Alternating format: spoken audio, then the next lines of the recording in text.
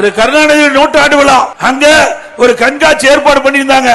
அதுல திரு ஸ்டாலின் மிசா சட்டத்தில் சிறையில் இருக்கிற மாதிரி ஒரு காட்சி. உண்மையிலே சிறைக்கு போக வேண்டிய ஆள் தான். அது 2026 பிறகு தெரியும். அப்படி ஒரு காட்சி.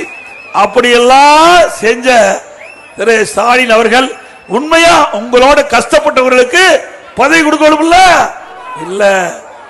என்ன உதயநிதி எத்தனை போராட்டத்தில் கலந்துட்டாரு, எத்தனை முறை சிறைக்கு போனாரு.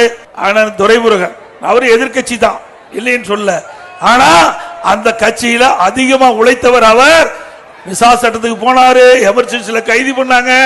அதிகமா தமிழ்நாட்டில் அதிகமா சட்டமன்ற உறுப்பினராக இருந்தவர் அவர். அவரு பதவி இல்லை.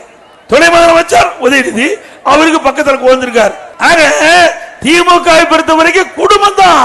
கட்சியில் உழைப்பவர்களுக்கு அங்கே இடமில்லை.